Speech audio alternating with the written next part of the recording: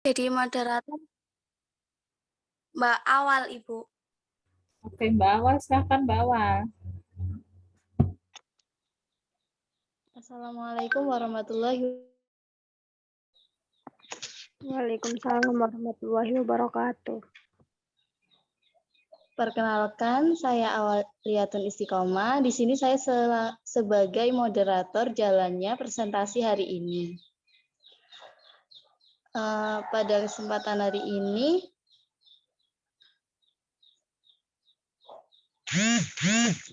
saya akan memantau jalannya acara hari ini. Yang pertama, yaitu presentasi yang dilakukan oleh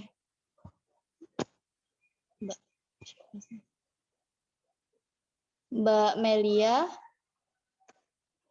yang kemudian dilanjutkan oleh Mbak Sarah, terus saya sendiri awal, kemudian Mbak Nabila, dan yang terakhir Mas Syafiq. Kepada Mbak Melia, saya persilahkan.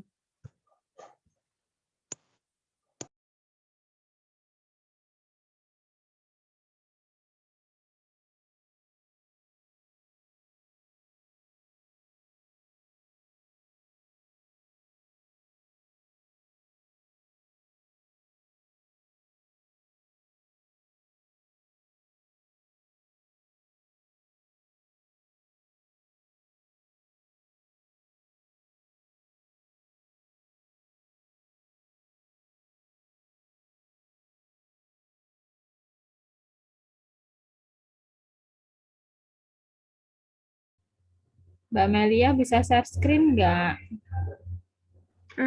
Itu Bu, yang share screen awal. Nggak. Hmm? Mohon maaf Ibu, untuk sementara laptop saya kok lolang ya Bu, belum bisa masuk Zoom. Mbak Melia pakai apa? Pakai laptop nggak?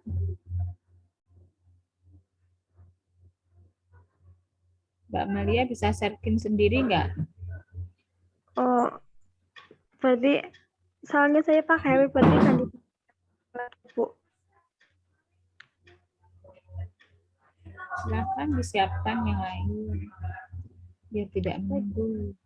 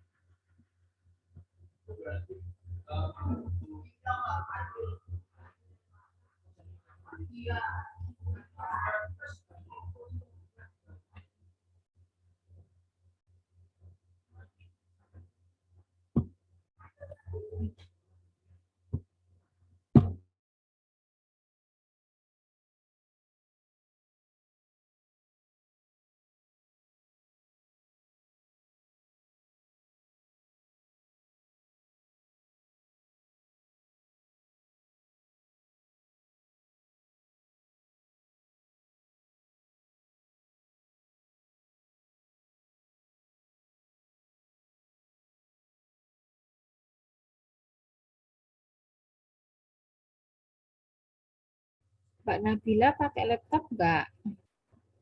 Pakai HP Ibu, Bisa share laptop screen nggak? laptopnya nggak bisa dibuat pakai Zoom. Hah? Laptopnya dibuat Zoom sama siapa? Nggak bisa dibuat pakai Zoom Bu. Bisa share screen nggak dengan HP-nya?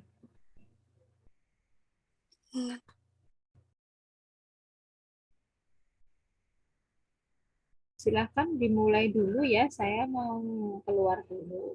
Kalau sudah bisa, dilanjutkan aja nanti. Sebentar saya mau jemput anak dulu ya. Baik Ibu. Di otak-atik biar bisa share screen. Baik Bu.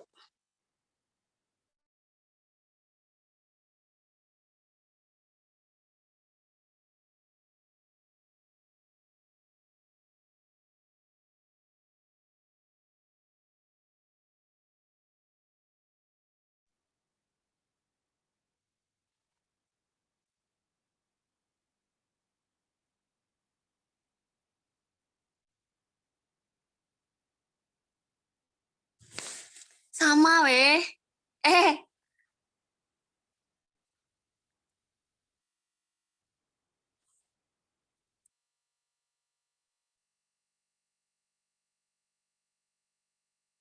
pakai HP sih bisa nggak ya, Wal?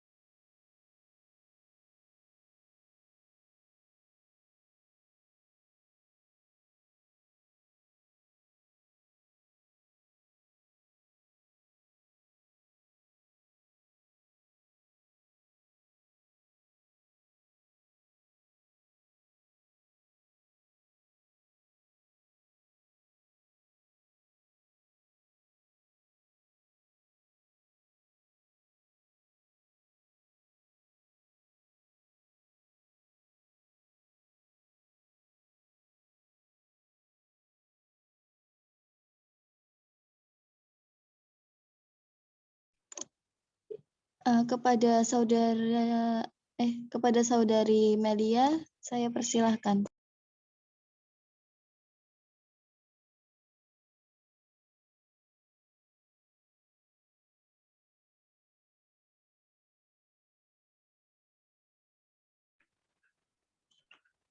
Assalamualaikum warahmatullahi wabarakatuh. Perkenalkan, nama saya Melia Meida. Di sini saya akan mempresentasikan hasil kerja saya dengan judul Anatomi Fisiologi Sistem Respirasi. Sistem respirasi adalah sistem yang memiliki fungsi utama untuk melakukan respirasi, di mana respirasi merupakan proses pengumpulan oksigen dan mengeluarkan karbon dioksida. Fungsi utama sistem respirasi adalah untuk memastikan bahwa tubuh mengekstrak oksigen dalam jumlah yang cukup untuk metabolisme sel dan melepaskan karbon dioksida. Sistem respirasi terbagi menjadi sistem pernapasan atas dan sistem pernapasan bawah. Sistem pernapasan atas terdiri dari hidung, faring, dan laring, sedangkan sistem pernapasan bawah terdiri dari trakea, bronkus, dan paru-paru.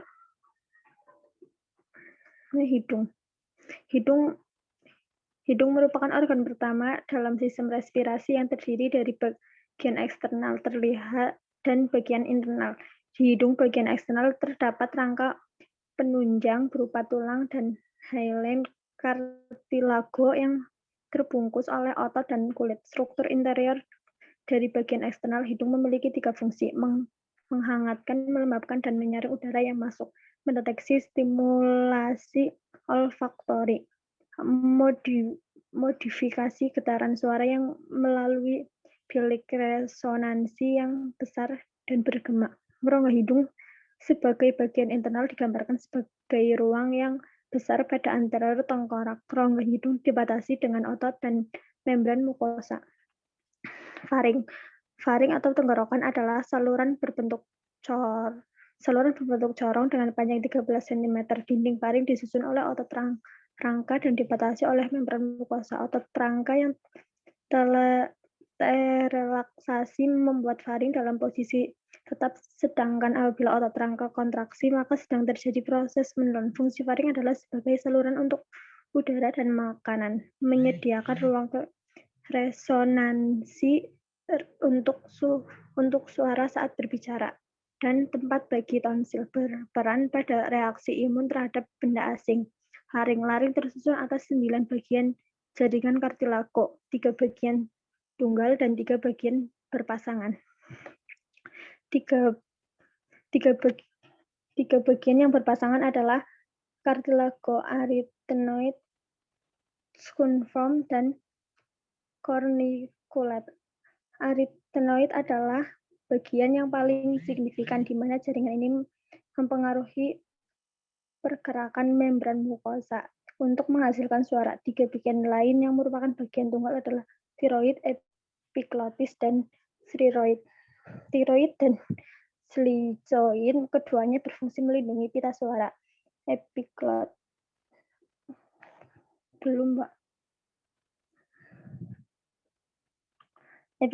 melindungi saluran udara dan mengalihkan makanan dan minuman agar melewati esofagus. Trakea atau batang tenggorokan merupakan saluran tubuler yang dilewati udara dari laring menuju paru. Trakea juga dilapisi oleh epitel kolumnar bersilia sehingga dapat menjebak zat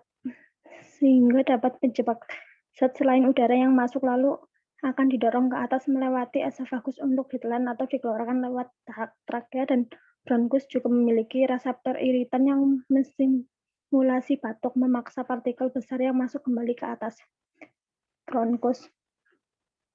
Setelah laring, trakea terbagi menjadi 2 cabang utama, bronkus kanan dan kiri, yang mana cabang-cabang ini memasuki paru kanan dan kiri pula. Di dalam masing-masing paru, bronkus terus bercabang dan semakin sempit, pendek, dan semakin banyak jumlah cabangnya, seperti percabangan pada pohon. Cabang terkecil dikenal dengan sebutan bronchial. Pada pasien PPOK, sekresi mukus berlebih ke dalam cabang bronkus sehingga menyebabkan bronkitis kronis.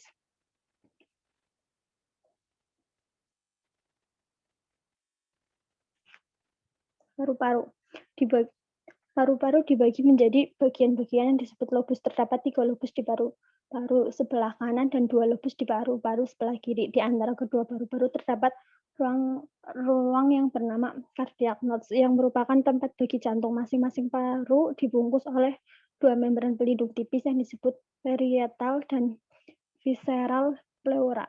Parietal pleura membatasi dinding toraks, sedangkan visceral pleura membatasi paru-paru itu sendiri. Di antara kedua pleura terdapat lapisan tipis cairan pelumas. Cairan ini mengurangi gesekan antara kedua pleura sehingga kedua lapisan dapat bersinggungan satu sama lain. Saat bernapas, cairan ini juga membantu pleura visceral dan parietal melekat satu sama lain, seperti halnya dua kaca yang melekat saat basah.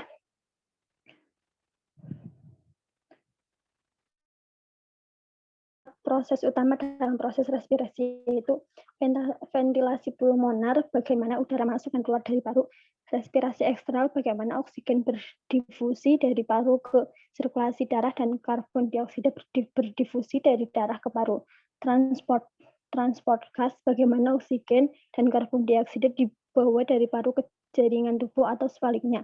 Respirasi internal, bagaimana oksigen dikirim ke sel tubuh dan karbon dioksida diambil dari sel tubuh. Terima kasih. Sekian presentasi dari saya. Kurang lebihnya mohon maaf. Wassalamualaikum warahmatullahi wabarakatuh. Terima kasih untuk saudari Mbak Melia. Dan kemudian dilanjut kepada saudari Mbak Sarah. Saya persilahkan.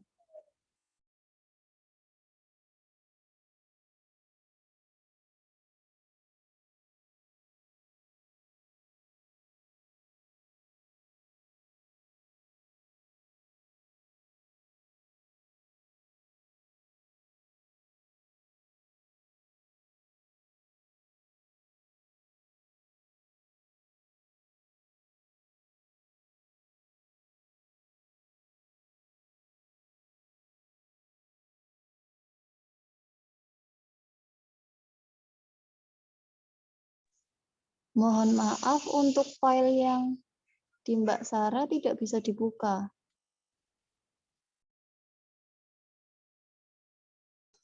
Sebentar, aku share screen sendiri aja. Baik.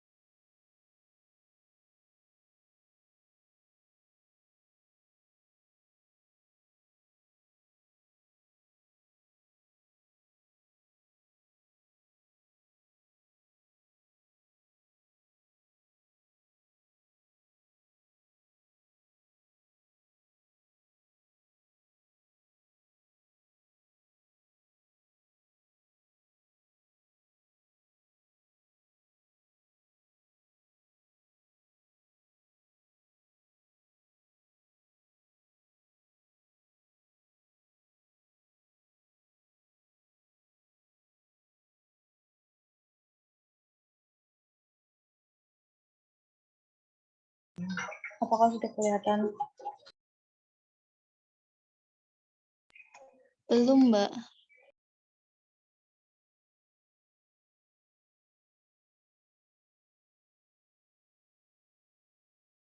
Masih belum kelihatan?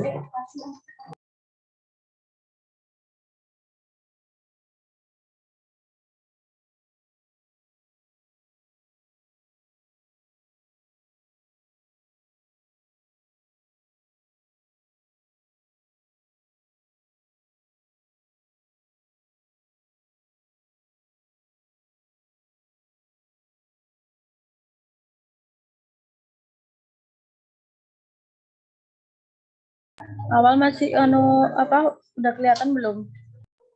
Belum, Sar. Masih kayak di file gitu. PPT-nya belum muncul.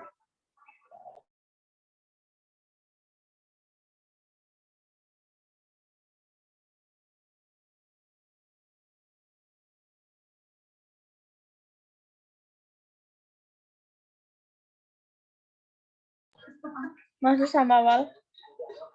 Udah kelihatan.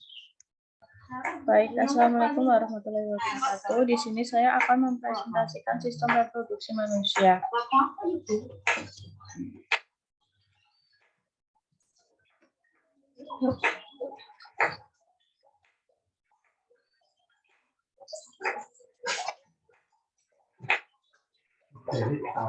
Yang pertama yaitu pengertian sistem reproduksi. Istilah reproduksi berasal dari kata re yang berarti kembali dan kata produksi yang berarti membuat atau menghasilkan, sehingga istilah reproduksi mempunyai arti khusus proses kehidupan manusia dalam menghasilkan keturunan demi kelestarian hidupnya. Sedangkan yang dimaksud dengan organ reproduksi adalah semua alat atau organ tubuh yang berfungsi untuk reproduksi manusia. Adapun struktur sistem reproduksi pada manusia, yang pertama organ reproduksi manusia. Organ reproduksi pria. Organ reproduksi pria eksternal terdiri dari, ini ada gambarnya, penis. Penis merupakan organ yang berfungsi sebagai alat kopulasi, yaitu hubungan antar kelamin jantan dan betina untuk memindahkan semen ke dalam organ reproduksi betina. Yang kedua, skrotum. Skrotum adalah kantung longgar yang tersusun dari kulit, fisia, dan otot polos yang membungkus dan menopang testis yang berfungsi sebagai tempat untuk memproduksi sperma. Organ reproduksi internal pada pria.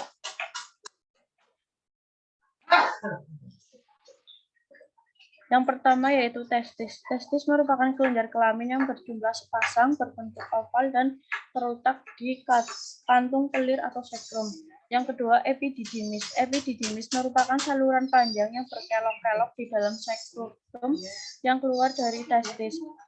Yang ketiga yaitu vas deferens. Vas deferens merupakan saluran panjang dan lurus yang mengarah ke atas yang merupakan lanjutan dari epididymis dan berujung di kelenjar prostat. Yang keempat yaitu ductus ejaculatoris, merupakan saluran pendek yang merupakan pertemuan ampula di bagian ujung ductus deferens dan ductus vesicularis seminalis. Setiap ductus menembus kelenjar prostat untuk bergabung dengan uretra yang berasal dari vesika urinia. Adapun uretra merupakan saluran panjang terusan dari saluran ejakulasi dan saluran terakhir yang terdapat di penis. Adapun kelenjar aksesoris, terdapat tiap perangkat kelenjar aksesoris yaitu vesicula seminalis, kelenjar prostat, dan kelenjar bulbouretra atau kelenjar Cowper. Vesicula seminalis atau kantung semen atau kantung mani adalah kantung-kantung kecil yang berbentuk tidak teratur yang terletak di belakang kantung kemih. Adapun kelenjar prostat yaitu melingkari bagian atas uretra dan terletak di bagian bawah kantung kemih. Yang terakhir yaitu kelenjar Cowper. Kelenjar Cowper atau bulbouretra merupakan sepasang kelenjar kecil yang terdapat di sepanjang uretra di bawah prostat. Adapun organ reproduksi wanita. Organ reproduksi eksternal. Yang pertama, vulva. Vulva merupakan suatu celah yang terdapat di bagian luar dan terbagi menjadi dua bagian, yaitu labium mayor merupakan sepasang bibir besar yang terletak di bagian luas dan membatasi vulva. Organ ini terdiri atas kulit, lemak, jaringan otot polos, pembuluh darah, serta serabut saraf. Yang kedua, labium minor merupakan sepasang bibir kecil yang terletak di bagian dalam dan membatasi vulva. Labia minora mengandung jaringan erektil. Yang kedua yaitu klitoris. Klitoris merupakan sebuah struktur terkecil yang sangat sensitif dan merupakan jaringan erektil yang terletak di dalam lipatan trapesium dan frenulum. Yang ketiga, vestibulum. Vestibulum merupakan rongga di bawah selaput lendir vulva di antara dua labia minora. Yang keempat, mons pubis, yaitu daerah yang menggantung di atas simfisi pubis. Yang terakhir, himen, yaitu selaput yang menutupi introitus vagina. Organ reproduksi internal wanita. Yang pertama, vagina merupakan saluran penghubung vulva dengan rahim yang terletak di atas saluran kemih dan lubang anus. Uterus atau peranakan atau rahim merupakan rongga pertemuan oviduk kanan dan kiri yang terbentuk seperti buah bir dan bagian bawahnya mengecil yang disebut cervix atau leher rahim. Yang C, ovarium. Fungsi ovarium yakni menghasilkan ovum atau sel telur serta hormon estrogen dan progesteron. Oviduk atau falopi atau saluran telur berjumlah sepasang di kanan dan di kiri ovarium dengan panjang sekitar 10 cm. Tuba falopi. Tuba falopi merupakan saluran ovum yang berjalan lateral kiri dan kanan. Panjangnya kira-kira 12 cm dengan diameter 3 sampai 8 mm. Serviks merupakan bagian dasar dari uterus yang bentuknya menyempit sehingga disebut juga sebagai leher rahim.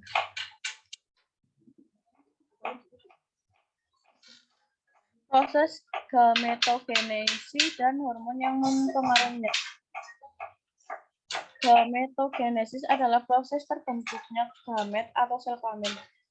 Gametogenesis dibagi menjadi dua, yaitu gametogenesis pada pria dan yang disebut dengan spermatogenesis atau proses pembentukan sel kelamin jantan, dan gametogenesis pada wanita disebut oogenesis, proses pembentukan sel kelamin wanita atau ovum.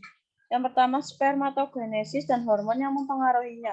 Sperma manusia terbentuk seperti kecebong dengan 3 bagian, yaitu bagian ekor, kepala, leher, dan bagian tengah. Spermatogenesis terjadi di dalam testis, tepatnya di dalam ductus seminiferus.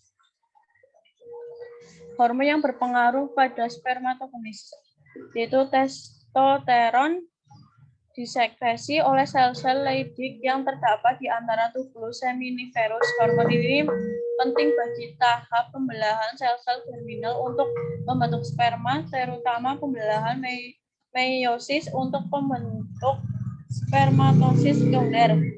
Yang kedua yaitu LH disekresi oleh kelenjar hipofisis anterior. LH berfungsi menstimulasi sel-sel Leydig untuk mensekresi testosteron.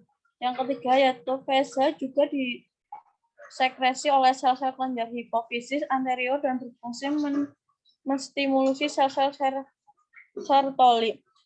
Tanpa stimulusi ini, pengubahan spermid menjadi spermiasi tidak akan terjadi. Hormon pertumbuhan. Hormon pertumbuhan diperlukan untuk mengatur fungsi metabolisme testis. Hormon pertumbuhan secara khusus meningkatkan pembelahan awal pada spermatogenesis. Yang terakhir yaitu oogenesis dan hormon yang berpengaruh pada wanita. Merupakan proses pembentukan ovum di dalam ovarium. Ovum pada waktu diovulasi dari ovarium adalah ovum yang belum matang. Ovum ini berada dalam stadium oosit sekunder atau haploid atau kromosom hasil pembelahan meiosis 1. Hormon yang berpengaruh pada wanita. Hormon estrogen mempengaruhi organ endokrin dengan meneruskan sekresi FSH, di mana pada beberapa keadaan akan menghambat sekresi LH dan pada keadaan lain meningkatkan LH. Berpengaruh terhadap organ seksual antara lain pada pembesaran ukuran tuba falopi, uterus, vagina, pengendapan lemak pada mos veneris, pubis, dan labial, serta mengawali pertumbuhan mamae. Hormon progesteron dihasilkan oleh korpus luteum dan plasenta, bertanggung jawab atas perubahan endometrium dan perubahan siklik dalam serviks serta vagina. Progesteron berpengaruh sebagai anti-estrogenik pada sel-sel myometrium. Yang ketiga yaitu FSH dibentuk oleh lobus anterior kelenjar hipofisis. Pembentuk FSH ini akan berkurang pada pembentukan atau pemberian estrogen dan jumlah yang cukup seperti pada kehamilan. Yang keempat yaitu LH. LH bekerja dengan FSH untuk menyebabkan terjadinya sekresi estrogen dari folikel Degraf. LH juga menyebabkan penimbunan substansi dari progesteron dalam sel granulosa. Adapun kelainan-kelainan pada sistem reproduksi, yang pertama genora adalah penyakit menular seksual yang disebabkan oleh bakteri Neisseria gonorrhoea yang menginfeksi lapisan dalam saluran kandung kemih, leher rahim, rektum, tenggorokan, dan bagian putih mata. Yang kedua, sifilis merupakan penyakit menular seksual yang disebabkan oleh bakteri Treponema pildum yang masuk ke dalam tubuh manusia melalui selaput lendir atau melalui kulit. Yang ketiga, prostatis merupakan penyakit peradangan kelenjar prostat.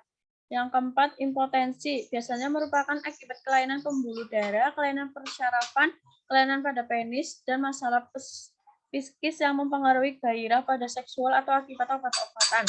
Yang kelima, kanker rahim adalah tumor ganas pada lapisan rahim atau endometrium.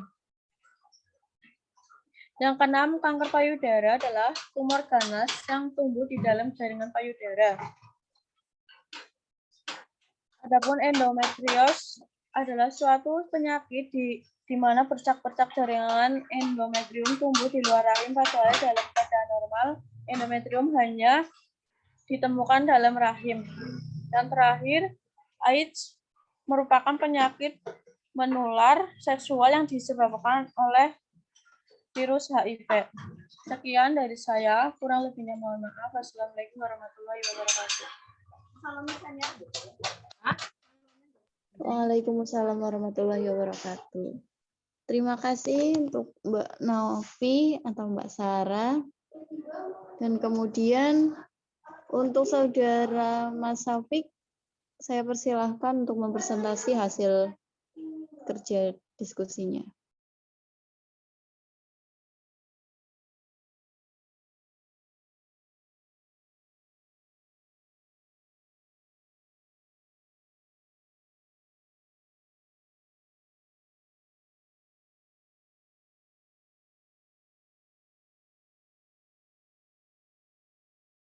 Dan untuk Mbak Sarah, saya minta tolong untuk di-share screen-kan.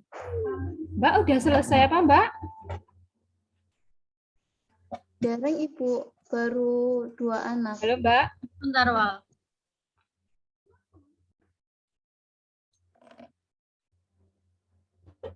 Udah selesai? Baru 2 anak, Ibu.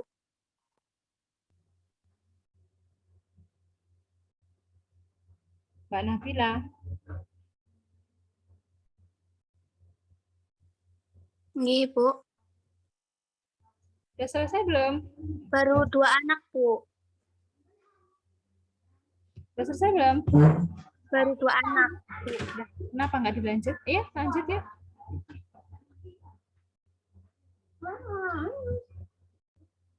Ini punya siapa? Bisa share screen nggak? Ini punya siapa? Bisa share screen nggak, Mbak? Bisa, Bu, sebentar. Oh ya.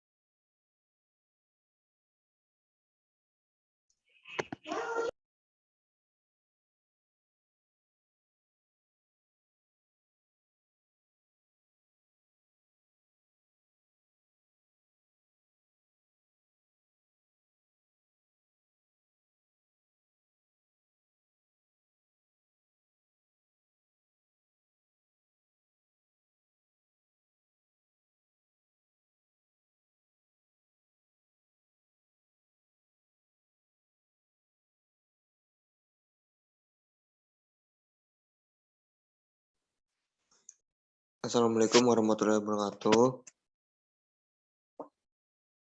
Perkenalkan, saya Safik Setia akan mempresentasikan hasil kerja saya dengan judul Sistem Integumen.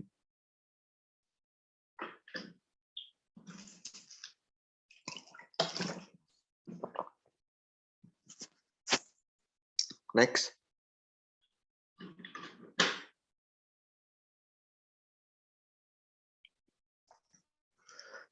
Definisi sistem integumen adalah sistem organ yang paling luas.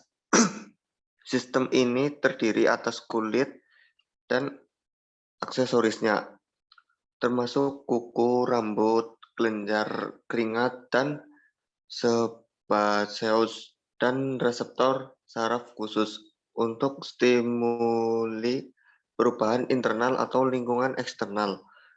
Integumen merupakan kata yang berasal dari bahasa Latin integumentum yang berarti penutup. Sesuai dengan fungsinya, organ-organ pada sistem integumen berfungsi menutup organ atau jaringan dalam manusia dari kontak luar.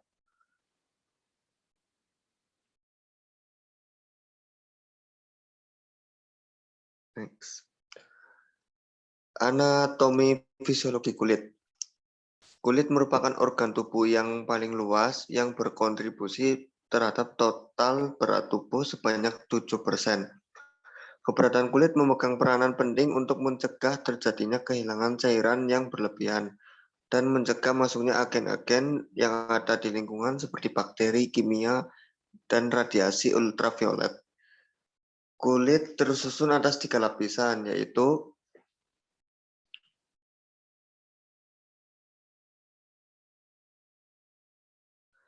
lapisan yang pertama ada epidermis. Epidermis merupakan lapisan teratas pada kulit manusia dan memiliki tebal yang berbeda 400 sampai 600. Untuk kulit tebal, kulit pada telapak tangan dan kaki, dan 75 sampai 150 untuk kulit tipis. Kulit selain telapak tangan dan kaki memiliki rambut. Next. Kemudian ada dermis. Dermis merupakan bagian yang paling penting di kulit yang sering dianggap sebagai true skin karena 95% dermis membentuk ketebalan. Tebalnya bervariasi, yang paling tebal pada telapak kaki sekitar 3 mm. Kulit dermis menjadi tempat ujung saraf perasa, tempat keberadaan kandung rambut, kelenjar keringat, kelenjar-kelenjar palit, atau kelenjar minyak, pembuluh-pembuluh darah dan getah bening, dan otot penegak rambut, musculus arrector bli. Lanjut. Kemudian ada sekutan atau hipodermis. Pada bagian subdermis ini terdiri atas jaringan ikat longgar berisi sel-sel lemak di dalamnya. Pada lapisan ini terdapat ujung-ujung saraf tepi, pembuluh darah, dan getah bening. Lapisan ini terutama mengandung jaringan lemak, pembuluh darah, dan limfe, dan saraf-saraf yang berjalan sejajar dengan permukaan kulit. Fungsi kulit. Fungsi kulit yang pertama adalah proteksi, yaitu melindungi. Kulit menjaga bagian dalam tubuh terhadap gangguan fisik atau mekanis. Kemudian ada absorpsi, menyerap. Kulit yang sehat tidak mudah menyerap air, larutan dan benda padat, tetapi cairan yang mudah menguap lebih mudah diserap. Begitu juga yang larut dalam lemak. Kemudian ada regulasi atau pengatur panas. Suhu tubuh tetap stabil meskipun terjadi perubahan suhu lingkungan. Sekian presentasi dari saya. Kurang lebihnya saya mohon maaf. Wassalamualaikum warahmatullahi wabarakatuh.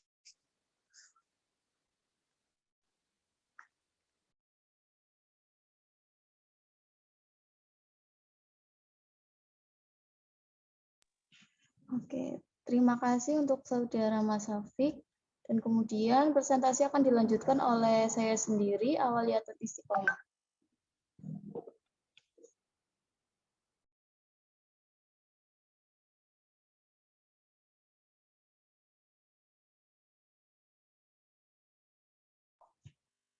Assalamualaikum warahmatullahi wabarakatuh. Perkenalkan, saya Awaliyatul Istiqomah. Di sini saya akan mempresentasikan hasil kerja saya yang berjudul Persepsi Sensori. Next.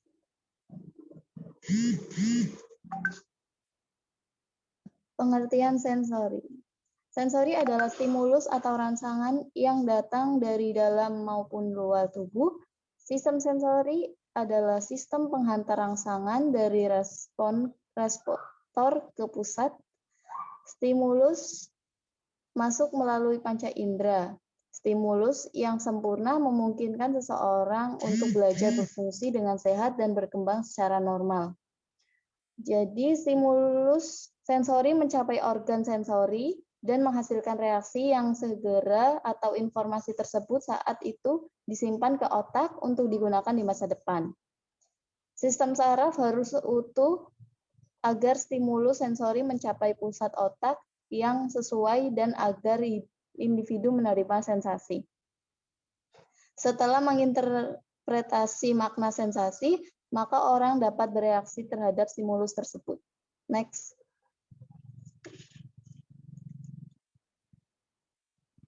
Oke. Dan pengertian persepsi adalah proses pencapai kesadaran atau pemahaman lingkungan untuk mengorganisir dan menafsirkan informasi sensori.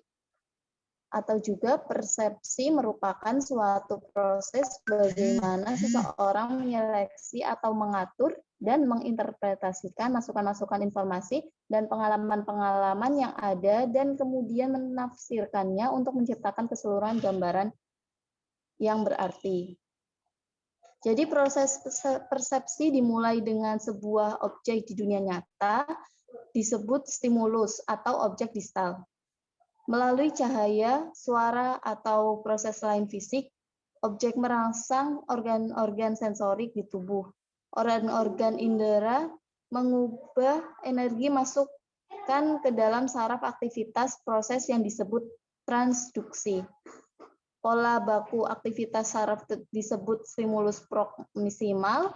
Sinyal-sinyal saraf dikirim ke otak dan diproses persepsi. Next. Faktor-faktor yang mempengaruhi sensori, yaitu stimulus. Yang kedua reseptor, dan yang ketiga konduksi, dan yang terakhir persepsi. Dan faktor-faktor yang mempengaruhi persepsi sendiri yaitu pelaku persepsi atau perceiver, kemudian objek atau yang dipersepsikan, dan yang terakhir, konteks dari situasi di mana persepsi itu dilakukan. Next.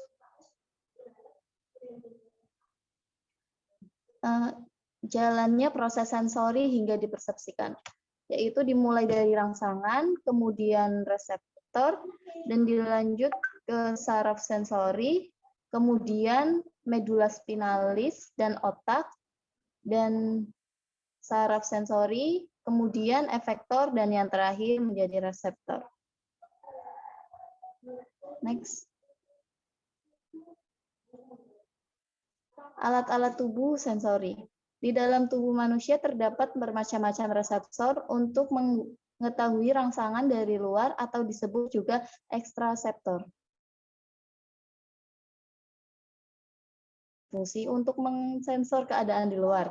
Apa yang kita lihat, apa yang kita dengar, apa yang kita cium, apa yang kita rasakan, dan apa yang kita raba dapat memengaruhi perilaku keadaan seseorang. Next.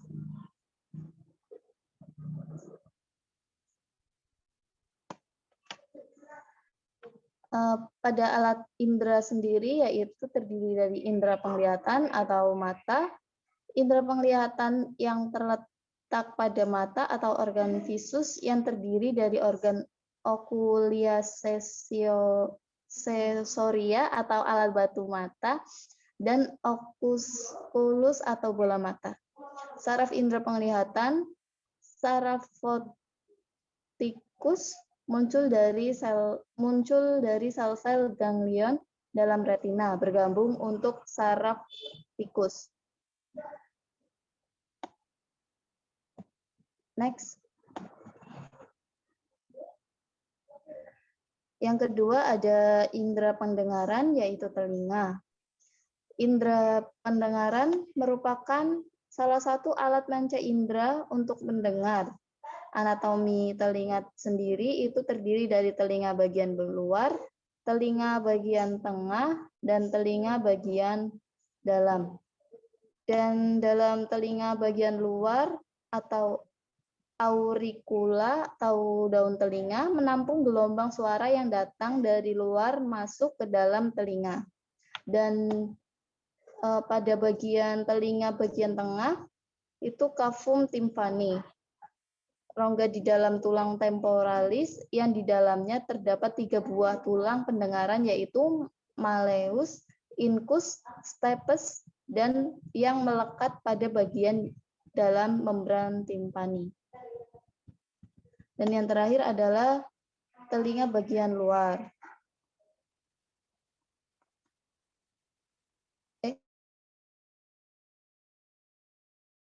Terletak pada bagian tulang keras pilorus temporalis. Terdapat reseptor pendengaran dan alat pendengaran itu disebut labirin. Next.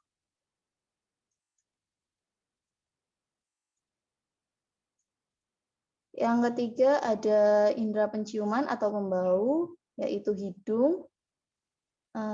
Alat penciuman terdapat dalam rongga hidung dari ujung saraf otak nervus olfactorius, kemudian nervus olfactorius dilapisi oleh sel-sel yang sangat khusus yang mengeluarkan fibril-fibril yang sangat halus, terjalin dengan serabut-serabut dari bulbus olfactorius yang merupakan otak kecil. Next.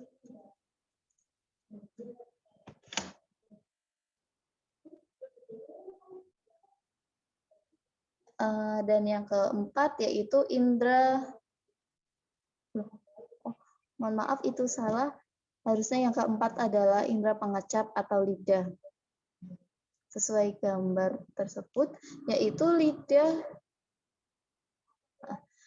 lidah terdiri dari 2 kelompok, yaitu otot intrinsik melakukan gerakan halus dan otot ekstrinsik yang melakukan gerak kasar pada waktu mengunyah dan menelan.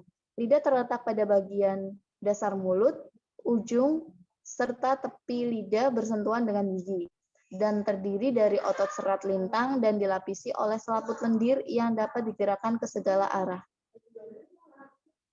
Next. Oh iya, lanjutan untuk lidah. Lidah terbagi menjadi 3, yaitu radix lingua atau pangkal lidah, 2 dorsum lingua atau punggung lidah, dan yang terakhir apex lingua atau ujung lidah. Dan yang terakhir adalah indera peraba atau kulit. Indera peraba adalah satu dari 5 panca indera manusia yang membuat kita bisa merasakan sesuatu yang kasar, halus, panas, dan juga dingin dari permukaan benda melalui bagian tubuh manusia, yaitu kulit. Kulit manusia sendiri bisa merasakan segala jenis ragam tekanan, tekstur, rasa sakit, dan juga gerakan. Struktur bagian indera peraba ya terdiri dari beberapa bagian, yakni epidermis, dermis, dan juga hipodermis. Sekian presentasi dari saya. Apabila ada kesalahan, mohon dimaafkan. Dan selanjutnya yaitu presentasi oleh Mbak Nabila. Kepada Mbak Nabila, saya persilahkan.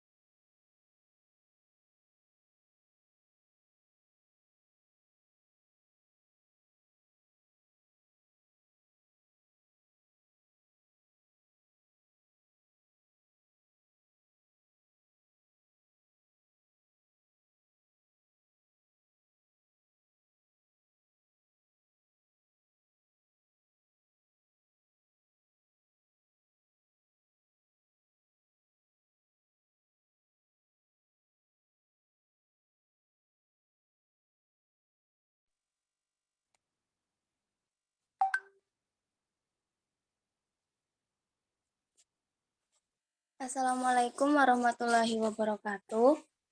Perkenalkan, nama saya Nabila Fitria Wulandari. Di sini saya akan mempresentasikan hasil kerja saya yang berjudul Range of Motion atau ROM.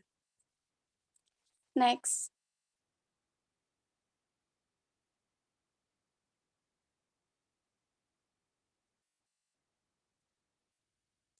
Yang pertama itu ada pengertian ROM.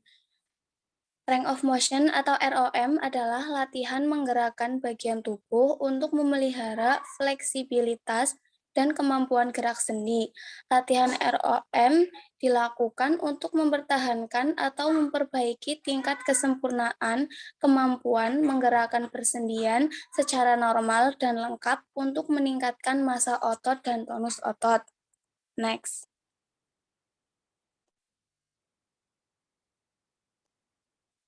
Tujuan ROM. 1. Meningkatkan atau mempertahankan fleksibilitas dan kekuatan otot. 2. Mempertahankan fungsi jantung dan pernafasan. 3. Mencegah kekakuan dan kontraktur sendi.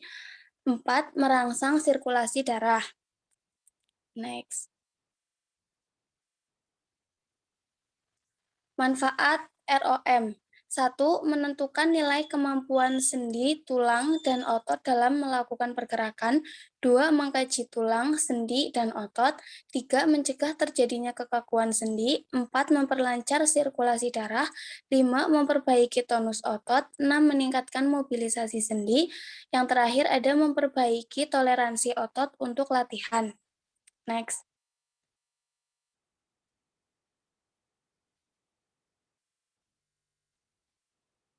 Selanjutnya ada jenis-jenis ROM.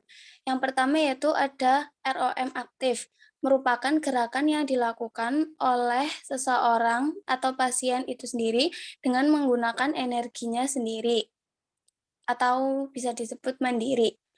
Yang kedua yaitu ROM pasif, merupakan gerakan di mana energi yang dikeluarkan untuk latihan berasal dari orang lain atau alat mekanik. Next. Indikasi ROM. ROM bisa dilakukan pada pasien yang 1. Pasien stroke atau penurunan tingkat kesadaran. 2. Pasien yang memiliki kelemahan otot dan tidak dapat menggerakkan persendian sepenuhnya. 3. Fase rehabilitas fisik. 4. Klien dengan tirah baring lama. Next.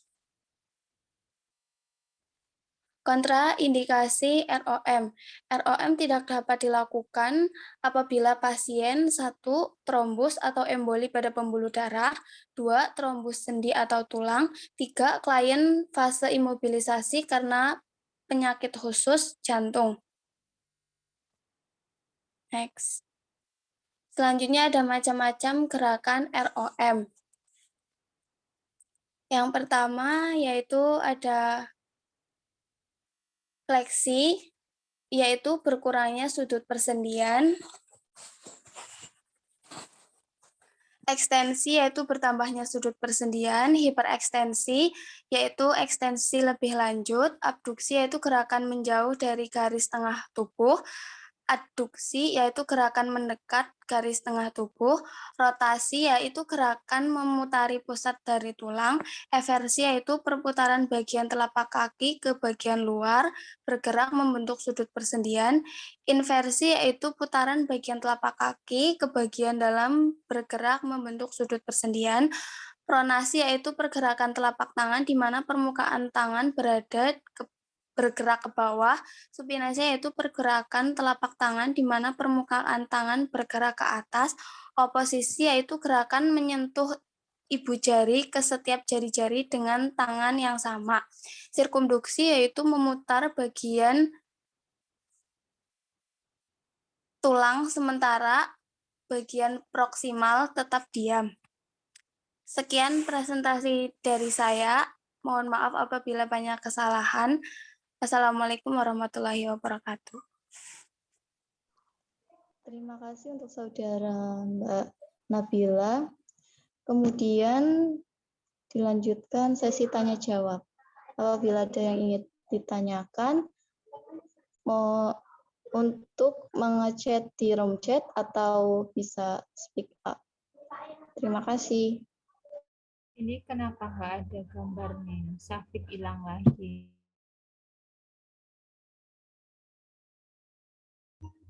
Ya, Mbak Melia, videonya. Silahkan saling bertanya satu sama lain.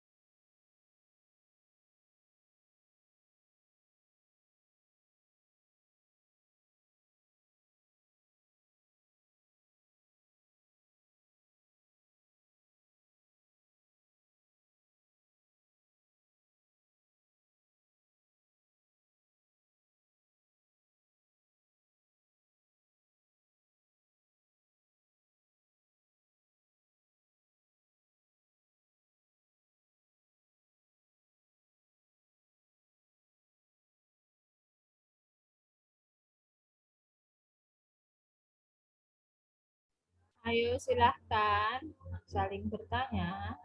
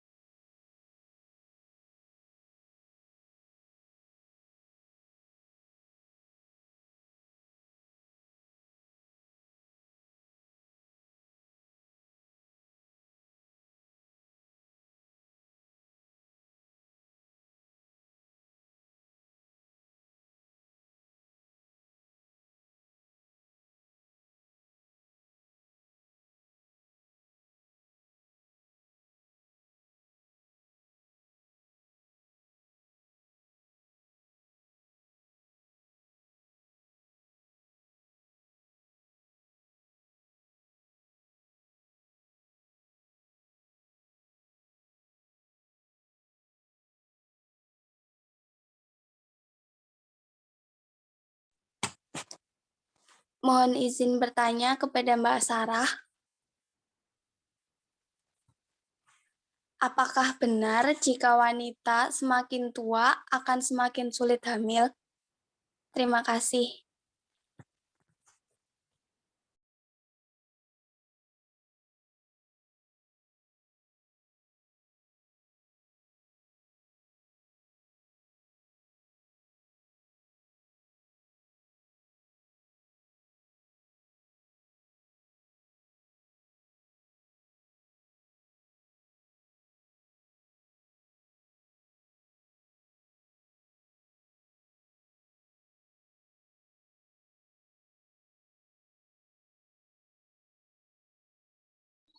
Mohon izin menjawab. Ya, memang benar. Usia wanita adalah faktor yang paling membatasi kemungkinan untuk mencapai kehamilan baik secara alami maupun dengan perawatan reproduksi berbantuan. Usia menentukan kualitas sel telur sejak usia 35 tahun. Nilainya sel telur dan kualitasnya menurun secara eksponensial. Bagaimana Mbak Nabila? Ya, terima kasih.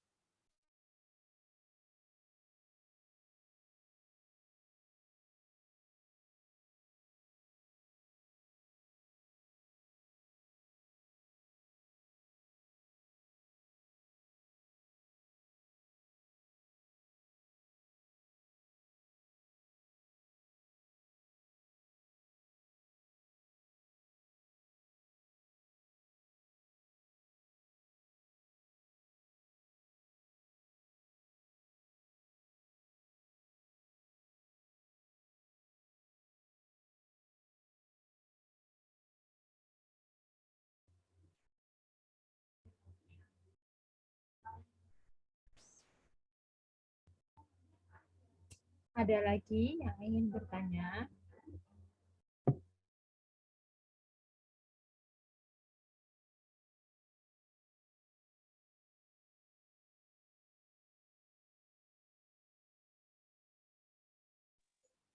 Mohon izin bertanya. Perkenalkan saya Awaliyatun Istiqomah.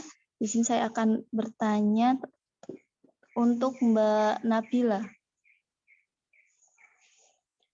Pertanyaannya, apakah untuk pasien lansia itu perlu melakukan room atau range of motion dan apakah tujuannya? Terima kasih.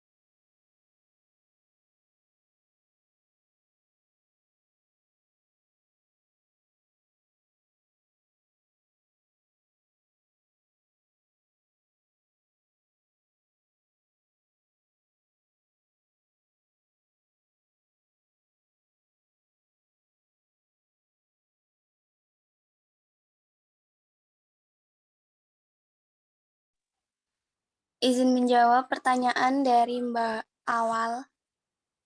ROM itu sangat penting bagi lansia, yaitu untuk pemeliharaan kekuatan otot dan fleksibilitas sendi, serta dapat meningkatkan dan mempertahankan kekuatan otot dan fleksibilitas persendian. Jadi, latihan ROM merupakan latihan yang sangat efektif bagi lansia yang mengalami penurunan kekuatan otot. Terima kasih.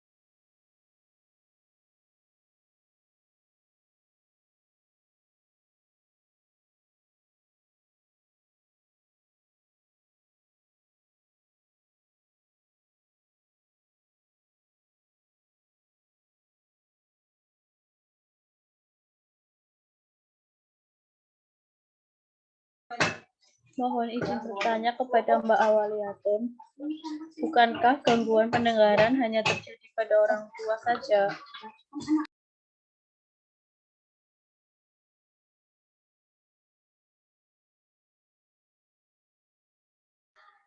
Mohon diulang Mbak Sarah pertanyaannya. Bukankah gangguan pendengaran hanya terjadi pada orang tua saja? Baik, terima kasih Mbak Sarah.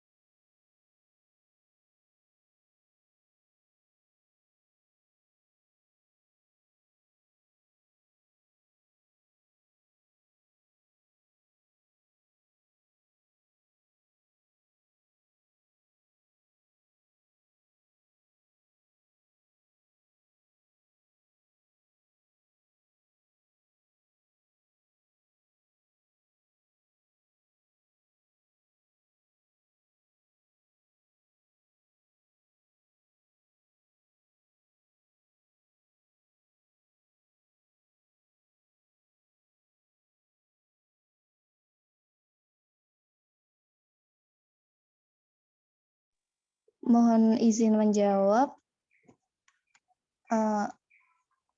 Gangguan pendengaran memang identik sebagai penyakit orang tua.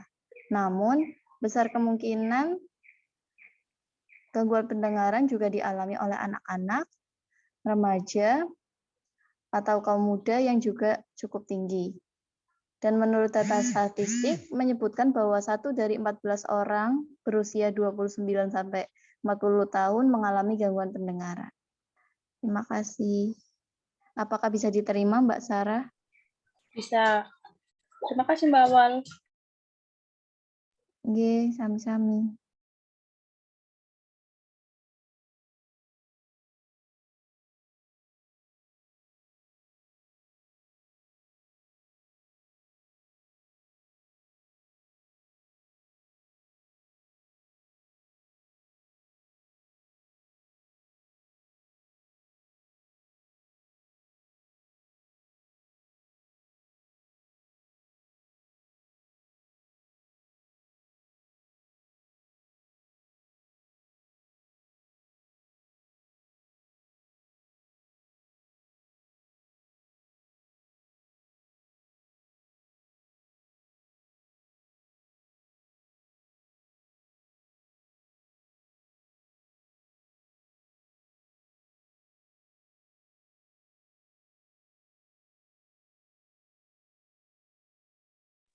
Apakah ada yang ingin ditanyakan lagi?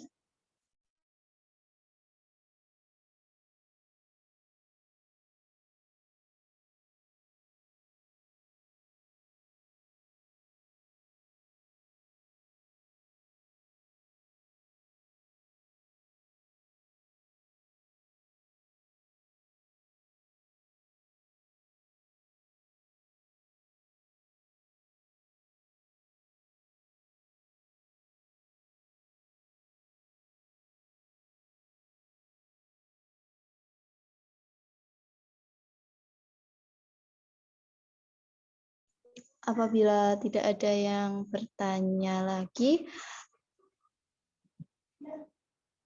acara selanjutnya yaitu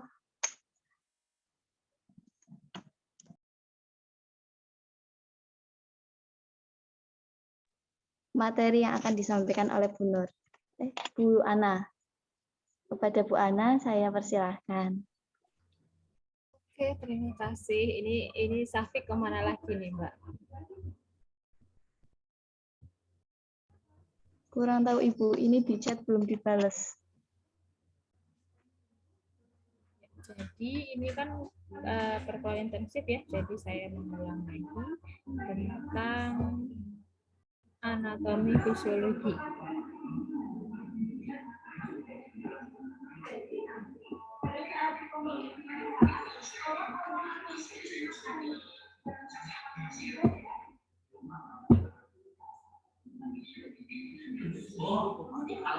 Oke, kalau kita berbicara tentang anatomi fisiologi, banyak ya sebenarnya sistem yang kita pelajari. Ada berapa sistem, Mbak Sarah?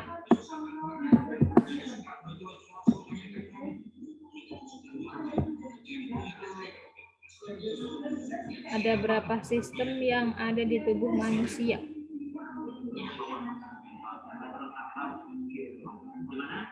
Halo, Mbak Sarah?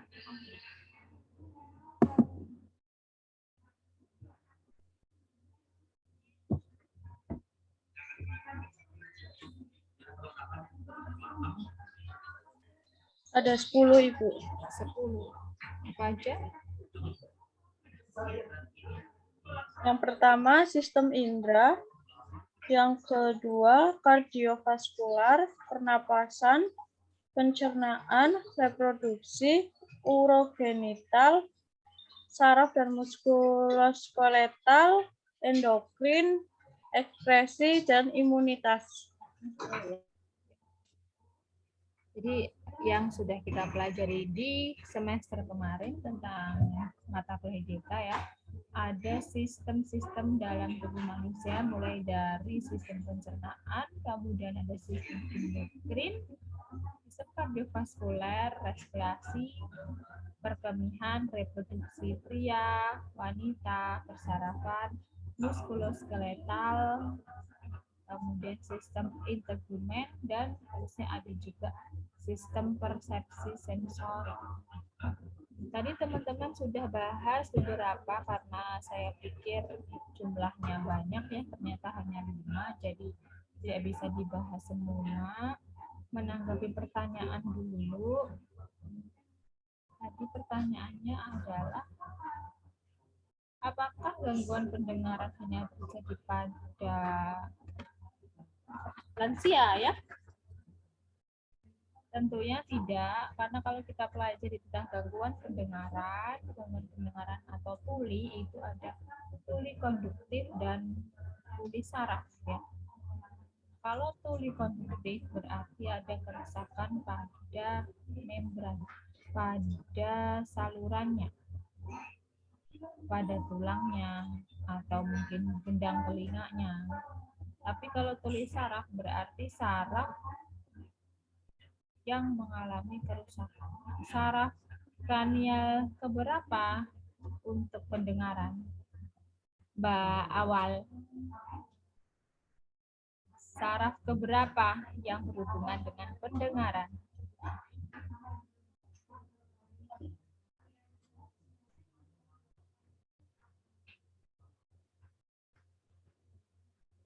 Saraf kranial ke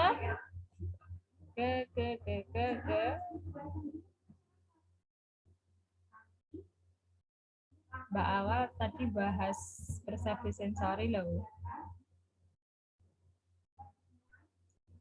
Tadi di anatominya pendengaran kan ada telinga luar, telinga tengah, dan telinga dalam. Telinga dalam kan itu di situ ada saraf saraf kranial yang dia berfungsi sebagai pendengaran dan keseimbangan di dalam telinga. Saraf vestibulo koklearis ya, saraf kranial ke-8. Dimana kalau sarafnya ini terputus, berarti dia juga tidak akan bisa mendengar. Nah, pada orang tua biasanya ini disebut tuli konduktif karena dia memang membrannya yang setindangnya yang sudah rusak atau tulangnya yang sudah kaku sehingga terjadi penurunan pendengaran, tidak bisa menghantarkan suara. Jadi, tapi kalau untuk anak-anak, untuk remaja, bisa saja dia tidak bisa mendengar karena gendang telinga yang rusak, atau kalau pada anak-anak dari kelainan genital, misalnya pembentukan organ pendengaran pada saat di kandungan tidak sempurna, bisa saja dia mengalami tuli konduktif atau tuli sakral. Kemudian ROM, apakah ROM itu disarankan untuk lansia, untuk orang tua? Kayaknya lansia terus tadi ya. Jadi kita bisa lihat indikasi ROM ya. ROM itu tidak hanya untuk lansia, dan saya rasa kalau mau menjaga fleksibilitas pada lansia ya olahraga, bukan ROM saja ya. Kalau ROM itu ROM pasif, ROM aktif. ROM indikasinya untuk pasien yang mengalami kontraktur atau mengalami fraktur pasca bedah atau mengalami stroke. Nah, ini yang jadi indikasi pasien-pasien yang sebaiknya dilakukan ROM. Apa lagi tadi pertanyaannya ya? Ada lagi nggak pertanyaannya tadi? Yang wanita tua. Oh iya, wanita tua. Wanita tua itu umur berapa ya? Jadi ya namanya wanita hamil itu kan tergantung dari sel telurnya ya, ovum, terus dari tuba falopi. Ada yang masih muda tapi kalau tuba falopinya tersumbat dia tidak bisa hamil. Dan kalau untuk orang tua sebenarnya selama dia masih mens ya, istilahnya ovum atau sel telurnya masih ada, dia bisa saja hamil ya. Cuman nanti beresiko, resikonya besar, resiko untuk ibu ataupun untuk anak ya.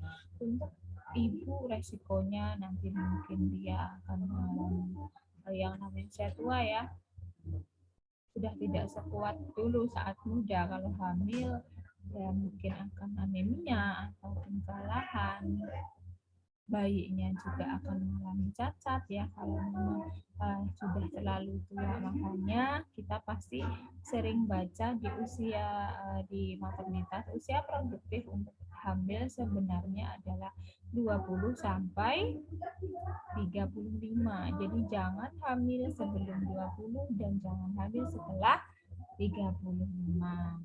Namun kenyataan yang kita lihat tentu berbeda ya. Banyak anak 17 tahun sudah hamil, atau masih ada ibu-ibu di atas 35 tahun yang hamil ya, entah itu karena tidak KB atau KB-nya kurang berhasil atau alasan yang lain. Tapi untuk amannya memang 20 sampai 35 saja ya untuk kehamilan. Baik, kita buka lagi. Ini banyak banget pembahasannya, jadi kita bisa singkat saja ya untuk ROM ya. Nah, langkah-langkah range of motion, langkah-langkahnya ROM tadi sudah dijelaskan. Ada kita mulai dari bahu ya, bahu itu ada rotasi eksternal internal. Rotasi berarti memutar, kemudian ada abduksi, aduksi ya, gerakan menjauh dan mendekat. Kemudian ada fleksi, ekstensi. Fleksi yang ditekuk ya, ekstensi yang diluruskan. Kemudian untuk bahu, untuk sebenarnya ini lebih ke siku ya. Itu ada pronasi dan supinasi. Untuk pergelangan tangan, fleksi, ekstensi, kemudian ada pronasi, supinasi, ada jari-jari ditekuk, inversi, eversi ya. Inversi berarti gerakan ke dalam dan keluar ya, menjauh dan menghadap. Kemudian untuk bawah, di asamitas bawah juga hampir sama ya. Untuk bawah di sendi panggul. Sendi panggul itu kan dia juga sendi putarnya lebih luas ya. Jadi dia bisa rotasi eksternal internal, bisa fleksi ekstensi, abduksi aduksi ya, untuk lutut fleksi ekstensi, untuk pergelangan kaki bisa fleksi ekstensi, inversi dan reversi. Untuk jari-jarinya, jari tangan bisa abduksi aduksi, bisa fleksi ekstensi dan oposisi. Tadi sudah dijelaskan oleh siapa? Mbak Nabila ya? Gitu.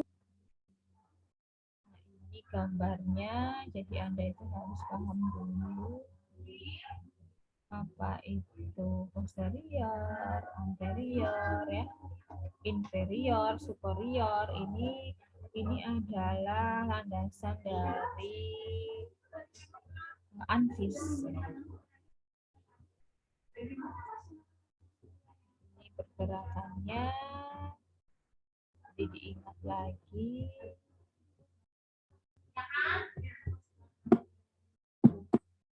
Selanjutnya adalah anvis ya. Ini sudah ya kemarin ya, PH ya.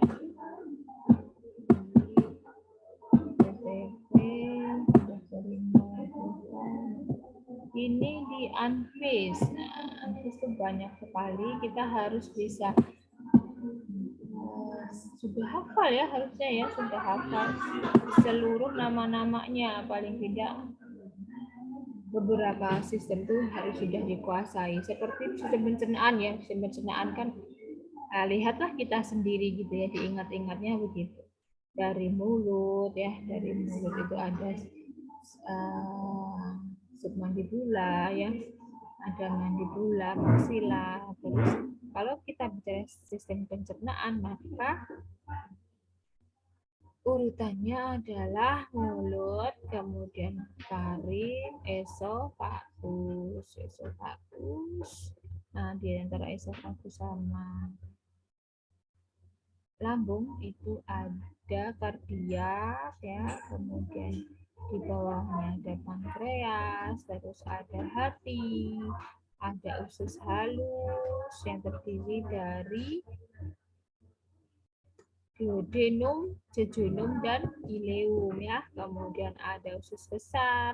Nah, ini seperti arahnya ya. Jadi kalau ascendant itu berarti yang ke atas, transversum berarti yang ke samping, dan descendant berarti itu yang ke bawah. Kemudian ada sigmoid, rectum, dan anus. Nah, ini ada saluran buntu, yaitu apa yang dikeluarkan. Enggak, kita sudah hafal nih yang secara sederhananya. Kemudian bagaimana cara atau mekanisme pencernaannya ya, makanan dikunyah ya. Di sini terjadi proses mekanik dan kimiawi. Mekanik, kenapa mekanik? Karena ada gigi yang mengunyah.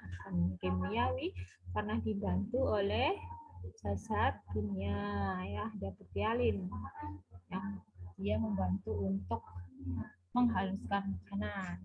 Kemudian setelah itu akan ini ada jonjot-jonjot ya, ada saraf-saraf ganglion yang dia berfungsi untuk mengantarkan makanan. Jadi karena jonjot-jonjot itu makanan bisa berjalan istilahnya ya. Masuk dari mulut, laring, kemudian ke esofagus. Nah, di lambung ini makanan dihancurkan lagi dengan bantuan HCl, asam lambung, kemudian akan diserap oleh usus halus. Kalau sudah diserap, diambil nutrisarinya, sisanya akan dibuang melalui usus besar. Nah, di sini di usus besar tadi ada bantuan, apakah diserap lagi airnya atau penyerapannya sedikit. Nah, biasanya kalau diare ya, gangguan pencernaan kan diare, sembelit gitu ya. Kalau diare itu respon tubuh karena ada racun sehingga usus besar itu tidak menyerap air banyak, dia hanya menyerap sedikit agar air yang banyak tadi diharapkan bisa mengeluarkan racunnya. Makanya kalau makan makanan racun ya, makanan basi, makanan yang mengandung bakteri pasti nanti diare ya, apalagi nggak cuci tangan gitu ada bakteri masuk, pasti mekanisme tubuh itu mengeluarkan racunnya. Jadi diperbanyak itu airnya sehingga racunnya bisa keluar, jadilah diare. Kemudian sistem endokrin kita tahu sendiri ya, ada hipofisis, ada hipotalamus, hipofisis anterior posterior ya. Terus ada kelenjar pituitari, ini ada hipotalamus, ada kelenjar pineal, tiroid, trachea, timus, kemudian di reproduksi ya ada namanya progesteron ya, ada estrogen.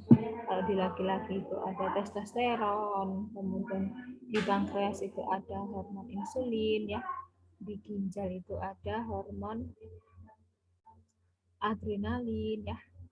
Nah, itu untuk endokrin. Kemudian kardiovaskular, kita harus hafal ini ya. Gambar ini apa namanya? Ini adalah atrium kanan, atrium kiri ya. Ventrikel kanan, ventrikel kiri, ada katupnya. Ini vena cava, ini adalah katup pulmonaris ya. Kemudian ini ada descending aorta. Ini semua sudah harus dimengerti. Ini sistem peredaran darah besar dan kecil. Sistem respirasi kita bernafas setiap hari ya. Tadi kalau pencernaan tadi faring, kalau respirasi itu laring ya hubungannya ya. Tadi ada hidung, kemudian laring, ada trachea bercabang, jadi percabangannya ada karina ya. Kemudian ada bronkus, bronchiolus, dan yang paling dalam di dalam paru-paru ini ada alveolus. Ini proses bernapas. Untuk perkemihan paling nggak kita harus hafal 4 hal ya, ada ginjal, kemudian ada ureter, bedakan ureter sama ureta, ada ureter, terus kandung kemih, ada bladder, kemudian ada uretra. Sistem reproduksi pria, di sini ada kelenjar prostat, ada penis ya, ada testis yang terletak di dalam skrotum ya, ada 2. Kemudian untuk saluran-salurannya itu ada kelenjar prostat di antara salurannya. Terus wanita ini ada ovarium ya, terus tuba falopi, uterus, vagina, serviks itu di antara uterus dan vagina. Penampakannya di sini Setiap bulan akan mengalami menstruasi karena ada sel telur. Jadi sel telur itu sejak lahir sudah terbentuk berapa ribu gitu ya, berapa banyaknya. Nanti akan satu-satu matang ya, satu matang. Nah ini ada fibrae. Fibrae ini yang seperti penyedot ya, dia akan menyedot sel ovumnya sudah matang dari kelenjar ovarium. Sel ovum yang sudah matang dia akan melewati infundibulum yang kita tahu bentuknya seperti silia-silia ya, jadi kayak kaki-kaki gitu yang dia bergetar. Dia akan menghantarkan ovum ini melalui infundibulum, terus uterin tube ya, saluran uterin. Terus di sini kalau 24 jam tidak dibuahi, maka dia akan luruh ya, luruh jadi menstruasi. Kalau dibuahi, maka progesteronnya akan meningkat untuk menebalkan dinding rahim dan melindungi janin agar dia tidak mudah luruh, makin tebal. Kemudian saraf ya, saraf kita kalau saraf harus kenal otak ya, otak ada cerebellum, kemudian bagian otak itu tadi yang menyambung endokrin ya, ada hipotalamus, ada talamus, pituitary gland, spinal cord ya, medula oblongata. Untuk muskuloskeletal ya, kita harus hafal ini istilah-istilahnya ini. Tengkorak ini apa aja, dari mulai tengkorak atau kepala itu ada temporalis ya, ada occipitalis, kemudian di tangan itu ada bicep ya, palang ya, jari-jari. Terus di betis itu ada apa aja di betis, dan tulang kering ya istilahnya yang dulu. Terus ada muskuloskeletal, berarti ada tendon ya, ada otot-ototnya. Nah ini kalau skeletalnya itu tulangnya, terus ada tengkorak ya, tulang tengkorak, terus pelvic. Nah ini palang itu jari-jari, ada ulna sama radius ya. Kemudian femur, ada tibia, ada fibula. Nah, ini untuk palang yang bagian kaki. Karpal, metakarpal ya. Untuk integumen kulit ya tadi sudah dijelaskan, yang menjelaskan nggak ada.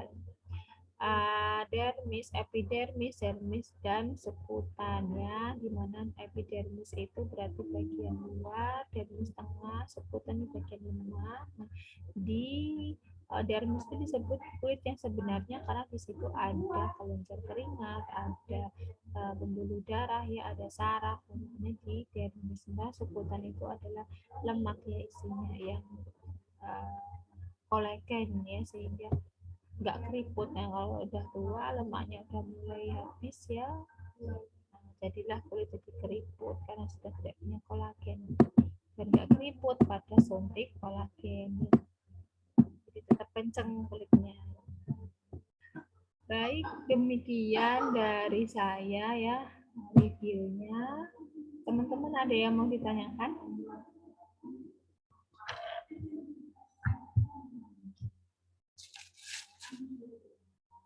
Sudah mengerjakan makalahnya?